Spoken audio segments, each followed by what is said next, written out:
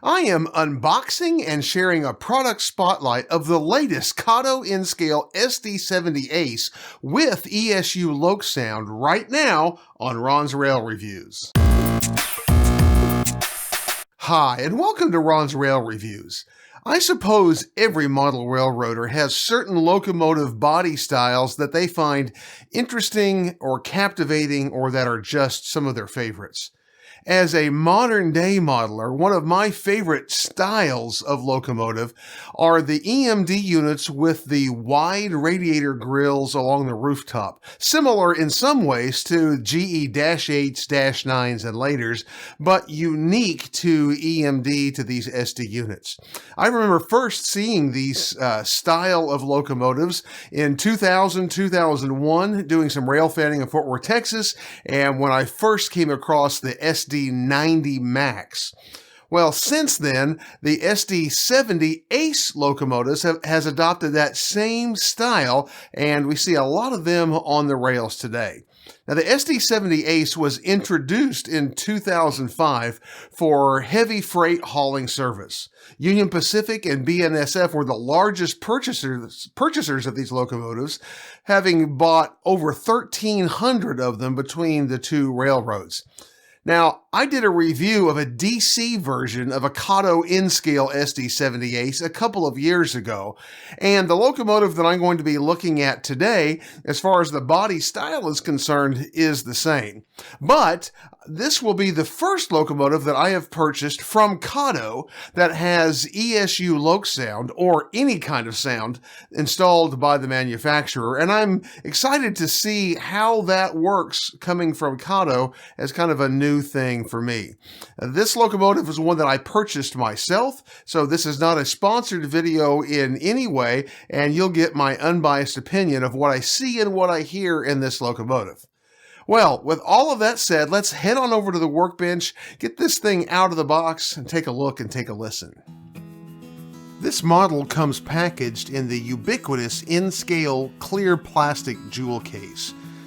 These sound install versions have an added label indicating the ESU sound decoder that was installed.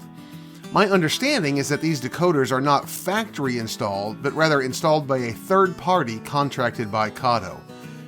My model is BNSF number 8780 with the H3 or swoosh paint scheme. Inside the case is a protective layer of bubble wrap and a custom foam packaging. You also have to remove the protective piece from below the fuel tank in trucks. My first impression of the model is pretty standard to all Kato N-Scale locomotives that I have purchased in the last several years. It has a moderately nice level of detail, mostly molded on, but crisp and clear. The best of the details include the radiator fan grills and the sand hatches on the nose. The worst details, in my opinion, are the rooftop antenna array. The paint and warning labels are crisp and look quite nice.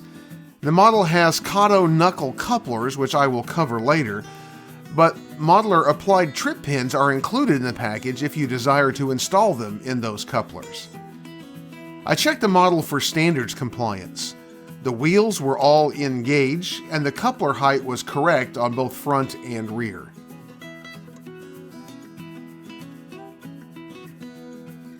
The model weighed in at 4.1 ounces, which is pretty normal for an N-Scale 6-axle locomotive. I wanted to take a look inside the model, so I removed the shell to reveal the chassis and decoder. The decoder is neatly installed with Kapton tape insulating all of the danger spots for short circuits. The speaker is located on top of the frame under the decoder's rear LED. Electrical pickup is via wipers which transfer power and signal from the trucks to the frame and ultimately to the decoder. The ditch lights are fed via light pipe and are not independently operable as they come out of the box on this model. Let me pause for a moment to say if you enjoyed this review and would like to see future reviews of model railroad locomotives, rolling stock, and other models, be sure to subscribe down below this video, click the bell icon, and select all to get notified when new videos come out. I took the locomotive out to the layout for some testing. Bear in mind, these tests are being performed straight out of the box without any CVs being changed and without the model being broken in. Out of the box, at speed step 1, the locomotive ran smoothly and consistently in both forward and reverse directions. Pulling out my speedometer showed that it ran on speed step 1 at a scale 2.4 miles per hour in both forward and reverse. The strength of Kato N scale for me has always been that they are great runners with excellent durability. As a pulling test, I pulled a cut of 25 cars on level grade through 2 turnouts and an 18-inch curve. Under these conditions, it pulled perfectly without slipping a wheel. I shoved the same cut of cars through the same section of track, also without a problem.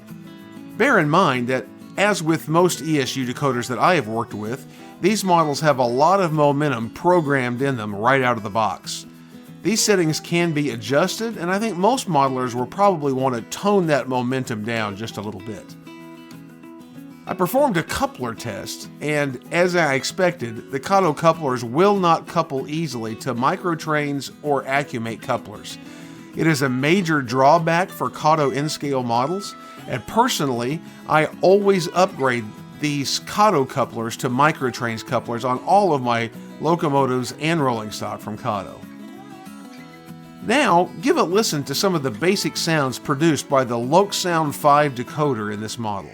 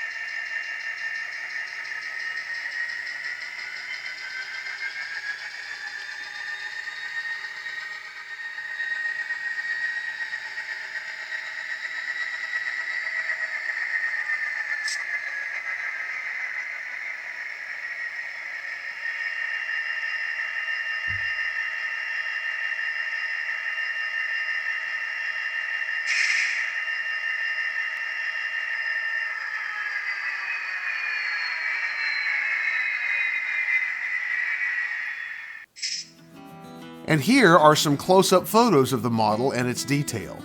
The SD70ACe is a nice model which runs great and is sturdy, and I'm sure will be durable over time. It will make a great addition to my roster, and as of the recording of this video, these locomotives are available in a number of road names and numbers in both DC and DCC with sound versions from a number of retailers, including Midwest Model Railroad, where I purchased mine. To see more reviews of great models, check out the links on your screen right now, and be sure to check back regularly for new reviews and hobby news here on Ron's Rail Reviews. 10, Lizzie?